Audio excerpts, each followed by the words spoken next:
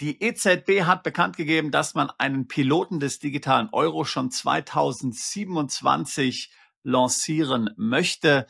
Was das für dich konkret bedeutet, das wollen wir uns einmal in diesem Video näher anschauen. Noch ein kurzer Hinweis in eigener Sache. Wenn auch du bereit sein willst für den digitalen Euro, die Risiken, die der digitale Euro bietet, die generell die EU-Überwachung für dich bedeutet, nicht nur der digitale Euro natürlich, sondern auch der digitale Personalausweis, das europäische Kontenregister, biometrisches Tracking, DAC8, MiCA, CAF, alles, was da auf uns zukommt hinsichtlich Informationsaustausch. Wenn das Themen sind, die dir Sorgen machen, wenn du dir konkrete Gedanken machst, wie du dich davor schützen kannst, dann lade ich dich ein zu unserem Seminar, das Schweizer Taschenmesser für deinen Plan B, wo wir dir 7 Werkzeuge zeigen, wie du dich wappnen kannst für die Zukunft, wie du dich, deine Familie und dein Vermögen schützen kannst vor diesen Bedrohungen. Man wird sie wohl nicht verhindern können, aber man kann sich natürlich davor wappnen und das geht eben auch zum Teil ohne Auswanderung, zum Beispiel über zweite Staatsbürgerschaften, über Aufenthaltsgenehmigungen, über Konten in anderen Ländern. Wir haben das Ganze ja schon in Videos in den letzten Tagen vorgestellt. Wenn dich das interessiert, dann würde ich mich freuen, dich dort begrüßen zu dürfen. Alle Details auf unserer Webseite, Link in der Beschreibung dieses Videos. Nun aber zu unserer eigentlichen Story. Die EZB hat offiziell verkündet auf ihrer Webseite, dass man plant, einen digitalen Euro-Piloten schon 2027 einzuführen. Das ist nicht wirklich eine Überraschung, denn Mitglieder des Vorstandes der EZB haben ja in den letzten Wochen verlauten lassen, dass man 2029 das digitale Euro-Projekt offiziell an den Start bringen möchte. Dass ein Pilot für 2027 geplant ist, passt also ins Bild. Ich hatte mich ja schon davor dazu geäußert, dass ich diesen Zeitrahmen für sehr ambitiös halte. Denken wir an China. Dort hat man es jetzt in den letzten 15 Jahren nicht hingekriegt, flächendeckend eine Digitalwährung einzuführen. Und China ist ja weitaus, sagen wir mal, autoritärer strukturiert. Da muss man nicht auf so viele andere Parteien noch Rücksicht nehmen wie in Deutschland und in Europa. Das will also schon einiges heißen. Hier scheint man tatsächlich aufs Gas zu drücken. Natürlich hat die EZB bekannt gegeben, dass das Ganze davon abhängt, dass im Jahre 2026 tatsächlich dann auch die Politik sich dazu äußert, sich dazu entscheidet, den digitalen Euro einzuführen. Und dann will man angeblich bis 2027 in der Lage sein, das Ganze zu pilotieren und dann 2029 einzuführen. Für mich scheint etwas an dieser Timeline nicht zu stimmen. Ich frage mich, ob man schon sehr lange an diesem digitalen Euro arbeitet, vielleicht im Hintergrund, im Geheimen, ohne es wirklich zu sagen, weil wie soll es sonst funktionieren? Die Software für ein solches Projekt zu schreiben, ist unheimlich kompliziert. Das muss getestet werden, das muss evaluiert werden. Wie soll das gehen innerhalb weniger Monate, wenn die EZB erwartet, dass erst 2026 und sie sagen sogar noch irgendwann in 2026 die Freigabe aus der Politik bekommen? Ich möchte dir hier mal ganz kurz die offizielle Pressemitteilung der EZB dazu sagen. Link dazu in der Beschreibung dieses Videos. Also das Ganze hier auf Englisch. Eurosystem moving to next phase of Digital Euro Project, 30. Oktober 2025. If legislation is in place in the course of 2026, also solange irgendwann im Laufe von 2026, und das könnte auch Ende 2026 hier die Gesetzgebung tatsächlich verabschiedet wurde, kann man einen Piloten beginnen in 2027. Und the Eurosystem should be ready for a potential first issuance of the digital euro during 2029. Also ich finde das sehr ambitiös. Ich kann mir nicht vorstellen, ehrlich gesagt, wie das funktionieren soll, wenn die erst damit anfangen, sobald sie von der Politik das okay bekommen. Ich gehe davon aus,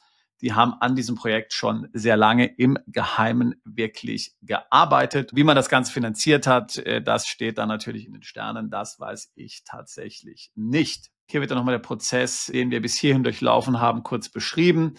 Man hatte ja 2023 eine Vorbereitungsphase angekündigt. Die hat 2 Jahre gedauert. Die war im Oktober 2025 jetzt zu Ende. Und wie gesagt, jetzt hängt es von der Politik ab. Man hat jetzt ja Softwareanbieter ausgewählt, die hier partizipieren sollen, die mitentwickeln sollen. Und hier kommt jetzt der entscheidende Satz. Under the assumption that European co-legislators will adopt the regulation on the establishment of the digital euro in the course of 2026, a pilot exercise and initial transactions could take place mid-2027. Also unter der Annahme, dass im Laufe von 2026 die Politik sich einigt und das Ganze beschließt, wird man bis Mitte 2027, also in sehr, sehr kurzer Zeit, möglicherweise vielleicht ja nur ein halbes Jahr, ja, Also, wenn im Dezember 2026 die Freigabe kommt der Politik, will man bis Mitte 2027 in der Lage sein, einen Piloten zu fahren und das Ganze dann tatsächlich live zu schalten 2029. Also, wie gesagt, China hat es in 15 Jahren nicht geschafft, ein solches System in ganz China einzuführen. Da ist man auch noch dabei, das regional zu testen. Also sicherlich sehr ambitiös. Das Ganze passt natürlich ins Bild. Ich hatte ja schon in anderen Videos gesagt, dass die Entscheidung der USA, keinen digitalen Dollar einzuführen und auf Stablecoins zu setzen, die EU weiter angespornt hat. Man hofft ja eben, dass man sozusagen der Marktführer, der Weltführer sein kann bei solchen Digitalwährungen. Das passt natürlich jetzt ins Bild. Man kann sehen, die EZB drückt hier auf die Tube. Man will wahrscheinlich auch die Politik unter Druck setzen, dass jetzt die Politik endlich entscheidet, indem man der Politik signalisiert, schau mal, wir sind bereit, wir können loslegen. Wir haben einen Zeitplan, aber es hängt natürlich von euch alles ab. Die Risiken von CDBCs, darüber haben wir schon in vielen Videos gesprochen. Das wichtigste Risiko ist, dass die Gefahr besteht, dass du nicht mehr die volle Kontrolle über dein Geld hast, sondern dass der Staat, in dem Fall die EU, reglementieren kann und auch limitieren kann, was mit deinem Geld passiert. Geld kann verfallen zum Beispiel. Man kann sagen, du kannst dieses Geld nur in bestimmten Geschäften verwenden, nur in bestimmten Regionen, im Umkreis von 50 Kilometern um deinen Wohnsitz herum. Man darf bestimmte Produkte damit nicht kaufen, weil sie vielleicht nicht umweltfreundlich sind. Oder vielleicht hast du schon zu viel getankt in diesem Monat, jetzt darfst du nicht mehr tanken. Oder du hast vielleicht schon zu viele Reisen in diesem Jahr gemacht, jetzt darfst du nicht mehr reisen. Oder der Staat sieht, dass du in den letzten Jahren vielleicht als Selbstständiger, als Unternehmer nicht sehr pünktlich warst mit deinen Steuerzahlungen, also blockiert man mal einen größeren Eurobetrag auf deinem Konto, damit sichergestellt ist, dass du auch wirklich deine Steuern bezahlst. Natürlich verneint die EU, die EZB, dass so etwas jemals passieren wird. Der Euro soll nicht programmierbar sein. Darauf hat man sich geeinigt. Das wird hier immer hochgehalten und immer laut verkündet. Aber das ist ja letztlich nur eine politische Entscheidung. Es ist genauso wie eine politische Entscheidung, dass bisher zum Beispiel das neue biometrische Tracking an der Grenze der EU bisher nur Nicht-EU-Bürger betrifft, aber EU-Bürger, also jene mit einem EU-Pass, davon nicht betroffen sind. Das ist nur eine politische Entscheidung. Ich muss ja nur einen Knopf drücken. Ich brauche ja nur eine andere Zusammensetzung der Europäischen Kommission und dann kann das komplett neu entschieden werden. Tatsache ist, wenn die technologische Plattform einmal geschaffen ist, wenn sie einmal implementiert ist, kann man natürlich die Nutzung auch ausweiten, so wie es dann zu diesem Zeitpunkt als politisch opportun betrachtet wird. Andere fürchten, dass es hier zu einem großen Reset kommen wird des Finanzsystems um das Jahr 2030 rum. Das wird ja vielfach kolportiert. Da gibt es natürlich nicht wirkliche Beweise dafür. Aber ich sage jetzt mal so, dass jetzt die EZB die Einführung des digitalen Euro so stark pusht, jetzt hier wirklich aufs Gas drückt, ist wirklich sehr schnell machen möchte und hier eindeutig auch eine Einführung vor 2030 fokussiert, ja, nämlich 2029. Das scheint das Ganze ja irgendwie wahrscheinlicher zu machen, dass da irgendwas im Busch ist, auch wenn wir natürlich als Normalbürger nie genau sagen können, was die Mächtigen dort planen. Vielleicht planen sie überhaupt nichts, aber es setzt sich natürlich alles zu einem Bild zusammen, was man auch als besorgniserregend durchaus bezeichnen könnte. Vor allen Dingen, wenn man den Zustand unserer Finanzen kennt, unserer Staatsfinanzen, unserer Haushalte, diese sind ja alles andere als gesund. Wir haben ja eine große Blasenbildung, nicht nur bei den Assets, sondern natürlich auch bei den Schulden. Nicht nur in Europa natürlich, sondern auch in den USA und in anderen Ländern. Der Staat versucht es dann, einen Reset-Knopf zu drücken, macht natürlich Sinn. Wir haben ja vor kurzem schon ein Video dazu veröffentlicht, dass die Russen hier zum Beispiel den Amerikanern vorwerfen. Sie sagen ja, dass die Amerikaner ihre Schulden tokenisieren wollen und damit dann letztlich auch hier einen Haarschnitt möglicherweise schaffen wollen. Auch das ist natürlich alles andere als bewiesen. Das sind auch nur Vermutungen. Man könnte auch sagen, russische Propaganda. Aber natürlich sind diese Schulden ein riesiges, ungelöstes Problem. Und wir wissen genau, dass ja diese Schulden nie zurückbezahlt werden können. Das Gleiche gilt natürlich auch für Deutschland und alle anderen europäischen Staaten. Was einen zusätzlich natürlich hier sehr besorgen sollte hinsichtlich dem digitalen Euro, ist die Struktur der EZB. Die EZB wird ja immer hochgehalten als unabhängige Zentralbank. Eine Zentralbank, die irgendwo nach dem Vorbild der Deutschen Bundesbank, sozusagen der Bonner Republik, wenn ich es mal so sagen darf, hier gebaut worden ist. Aber ich habe ja schon in anderen Videos erklärt, dass genau das Gegenteil der Fall ist. Wenn wir uns die alte Bundesbank anschauen, so war diese Bundesbank zwar unabhängig von der Bundesregierung, sie war aber natürlich dem Deutschen Bundestag Rechenschaft schuldig. Sie konnte nicht einfach machen, was sie wollte, sondern sie war dem Deutschen Bundestag Rechenschaft schuldig. Die EZB ist niemandem Rechenschaft schuldig. Hier gibt es kein demokratisch gewähltes Organ, dem die EZB sich gegenüber verantworten müsste. Im Gegenteil, die EZB-Mitarbeiter haben diplomatische Immunität. Die können fast alles anstellen, die können fast alles machen, ohne dafür jemals Verantwortung übernehmen zu müssen. Sie erinnert damit im Grunde genommen an die Reichsbank zur Zeiten der deutschen Kaiserzeit und auch der Nazizeit, wo die Reichsbank dafür gesorgt hat, dass die Deutschen finanziell vernichtet wurden.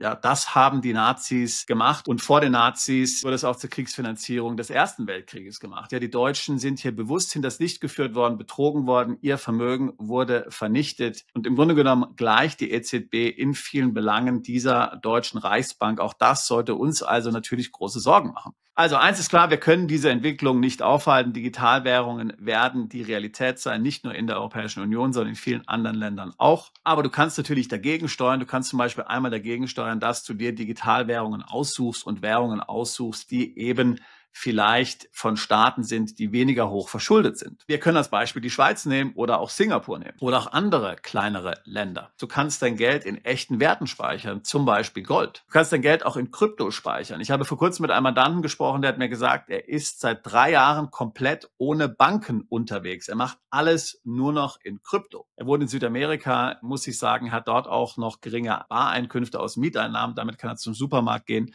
Aber sein gesamtes Vermögen ist in Krypto. Und wo er früher eine Bank genutzt hätte, verwendet er nun USDC, also Stablecoins, als Schnittstelle zur Fiat-Währung. Höchst interessant. Auch du könntest das machen. Du kannst dich damit möglicherweise komplett vor dem digitalen Euro und anderen Digitalwährungen schützen. Ich werde dazu nochmal ein separates Video machen. Wenn diese Sachen alle in der EU verboten werden, müsstest du eben möglicherweise ausziehen, musst du auswandern. Vielleicht brauchst du auch eine andere Staatsbürgerschaft, wenn hier dann beschlossen wird, dass eine Besteuerung der Staatsbürgerschaft eingeführt werden soll. Wie gesagt, das sind alles Themen, darum geht es bei unseren Videos und natürlich auch in unserer Beratung und auch unseren Seminaren, wie jetzt konkret das Schweizer Taschenmesser-Seminar in Zürich. Also wenn dich das interessiert, hier werden wir sehr konkrete Beispiele dazu behandeln. Ich habe ja schon viele Videos dazu gemacht, dann wirst du wissen, was es geht. Viele Beispiele erzählt von Mandanten. Das wird natürlich auch dann in unserem Seminar in Zürich der Fall sein. Genau darüber werden wir auch sprechen. Für heute sollte uns diese Meldung der EZB nicht beruhigen, sondern eher etwas aufschrecken und sagen, naja,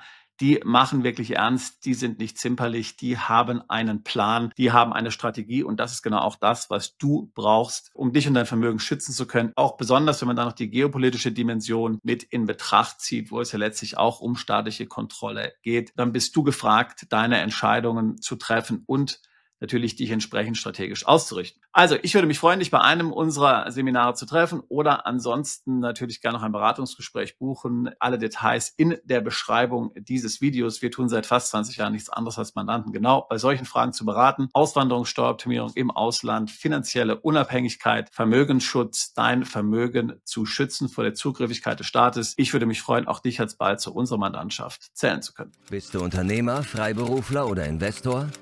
Zieht es dich schon lange ins Ausland? Mach heute den ersten konkreten Schritt in eine Zukunft mit mehr Geld und mehr Freiheit. Buche ein Beratungsgespräch mit Sebastian und seinen Kollegen. Unsere Kanzlei unterstützt Mandanten wie dich dabei, deine Steuerlast legal zu reduzieren, Vermögen aufzubauen und zu schützen und deine persönliche Freiheit zu maximieren. Profitiere jetzt von unserem Fachwissen und unserem Netzwerk. Gehe zu mandatierung.com und werde Mandant unserer Kanzlei.